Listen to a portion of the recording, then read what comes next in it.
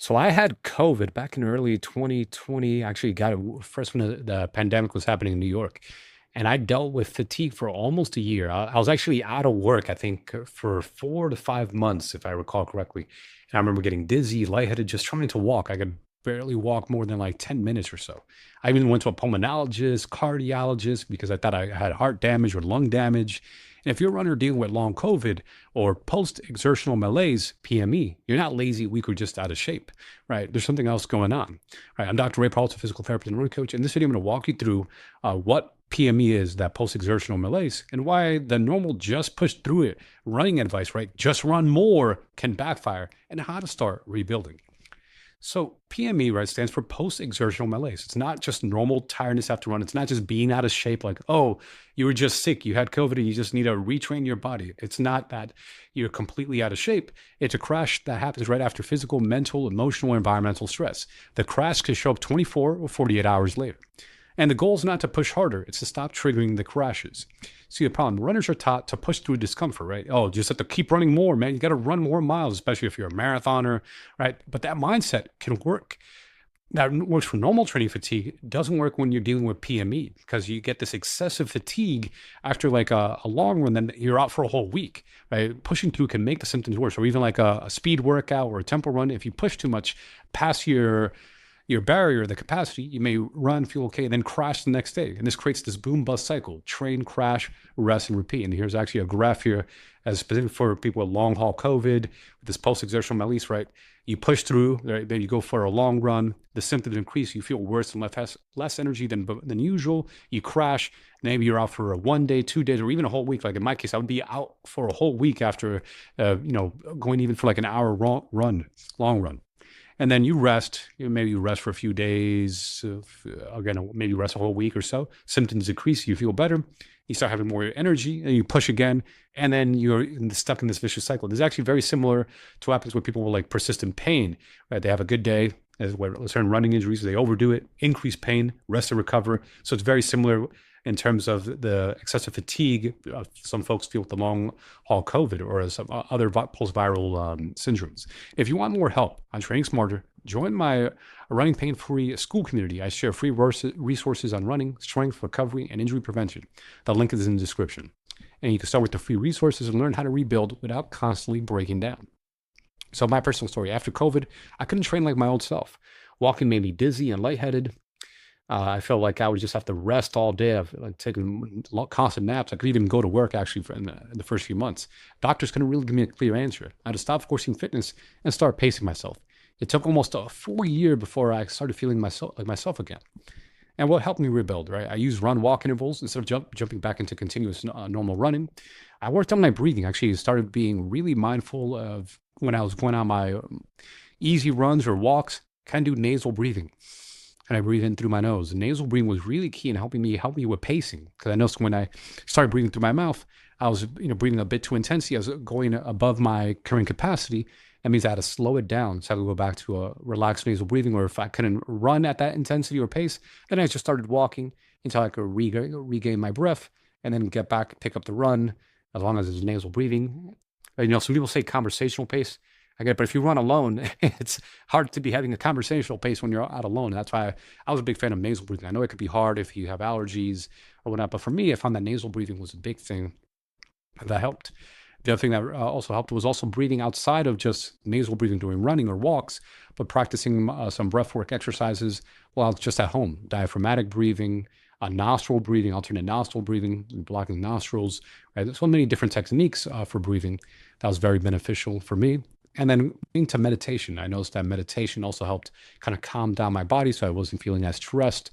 Because a part of dealing with post-exertional malaise is actually retraining the nervous system. It's actually neuroimmune response that happens when your body kind of overreacts to exercise. It senses danger. So you get like this danger messages to your nervous system, and then it kind of overreacts, and then you feel like you're crashing, and then it's almost like you got sick again. You have to like recover for like a whole week or so.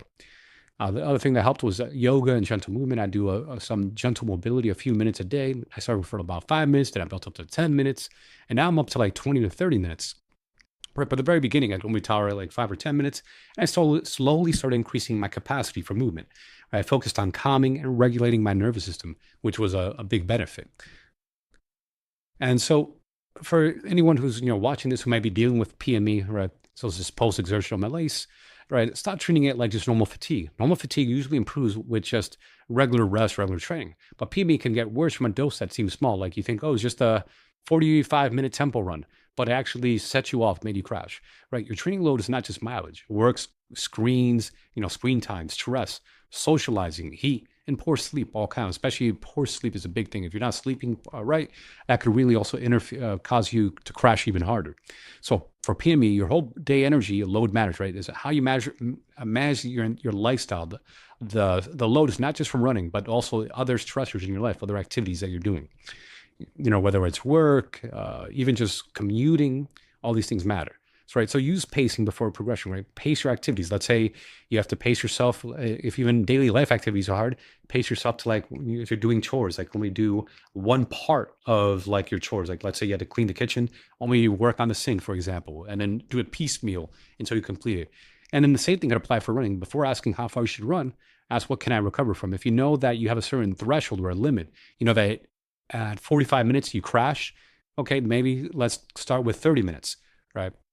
Slowly build it up. Maybe you add a few minutes here and there, but also looking at your pace, because the other thing that could cause you to crash is having too high of an intensity. So sometimes running at too high of an intensity, like at threshold pace, right, or a high heart rate, could also cause you to crash. That's why I'm a big fan of doing like zone 2 training when you're recovering from PME.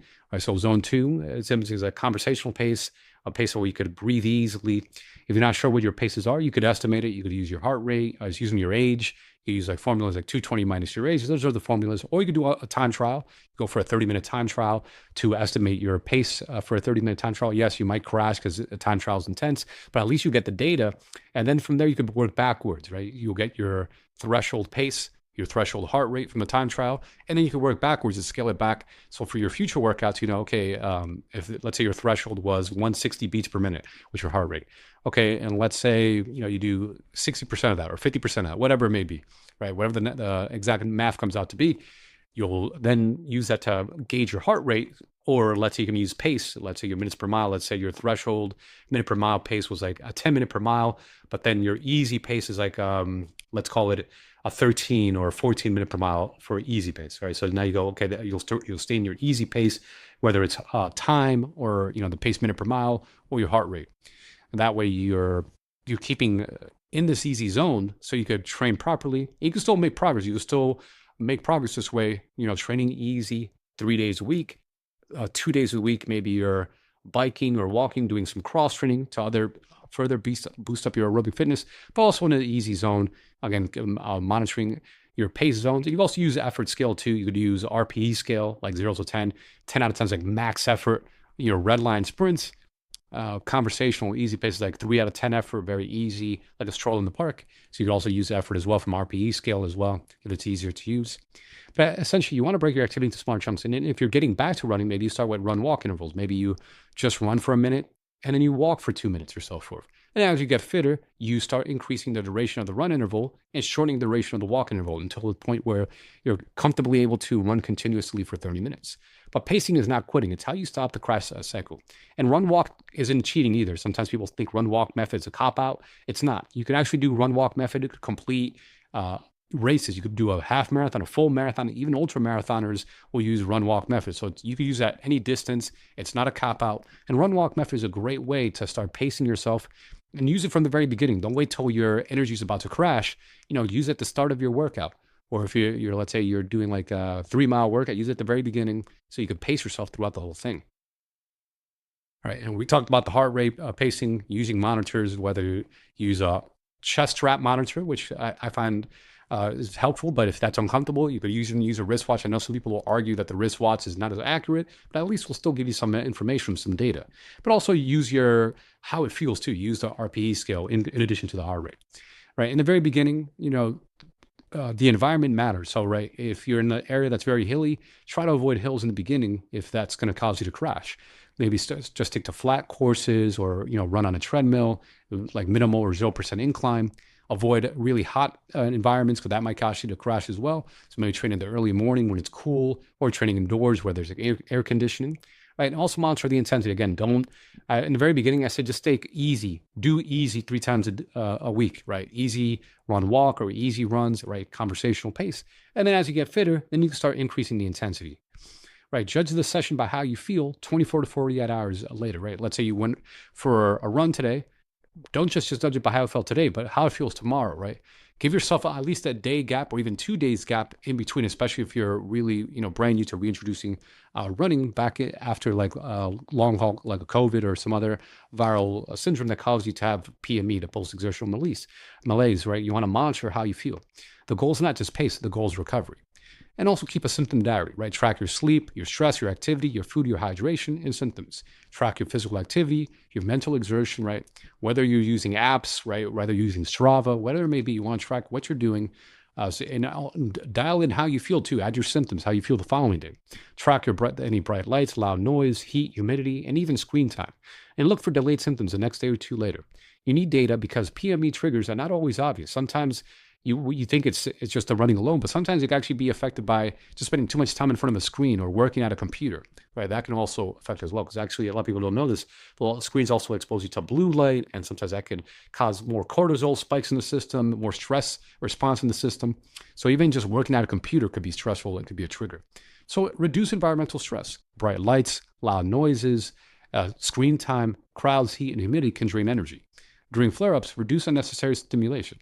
Choose cooler, quieter times for walks or runs, limit screen time if it worsens your symptoms, and save energy for what matters most, right? So if you know that you have a certain limit, again, if you, let's say when you crash that wall, when you crash is 45 minutes, be very mindful of that, and then start programming your workouts so, they don't cause you to crash. And then over time, you could start expanding it as your tolerance to the capacity starts to increase.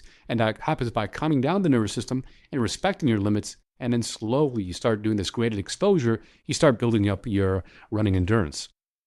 Right, that's why I'm a big fan of the run walk intervals, because you could scale it in many different ways. Right, you could again, if you have a low baseline, right, maybe start with just walking if it doesn't trigger your symptoms. And once walking becomes easy, maybe start doing some light strides or jogging intervals, even if it's just 10 or 30 seconds. Take generous walking bouts for recovery. Wait 24 or 48 hours before progressing. And then, week by week, see if you can start slowly building up that run walk interval. And maybe eventually you're doing run walk interval for an hour or even 2 hours. Let's say if your goal is to start doing a half marathon or eventually even a full marathon. Add breathing and nervous system regulation, right? Use slow breathing to calm the system down. Even when you're just, let's say, working at a desk, let's say you work a desk job, can you breathe relaxed? Try to breathe through your nose, even if you're just working or you're going for a walk. Right, gentle yoga can help you reconnect with movement. Meditation can help reduce the stress response, and longer exhales can help downshift the nervous system. So this is not soft; it's just part of recovery, and it's actually going to make you a more well-rounded runner, and help you eventually start, building up your capacity. So some of the results: I eventually built my fitness back up, but it did not happen by forcing harder. I had to respect my current capacity as a pace, my breathing, my heart rate, and rebuild gradually. That experience changed how I coach runners coming back from illness, injury, or burnout. So I currently have a few spots open to work with runners privately for one-to-one coaching. This is for runners who want to help rebuild safely and intelligently, especially if you feel stuck, injured, or unsure how to train. And there's a link to book a consult call, free consult call in the description. First come, first served. So in conclusion, PME is not just normal fatigue. Pacing comes before progression. In your full day stressors matter, right? Because that's going to affect the load that's happening on your body. Use symptoms and recovery response as your guide. And the best running plan is the one your body can actually recover from. If you found this useful, hit the like, comment, or subscribe, and I'll see you on the next one.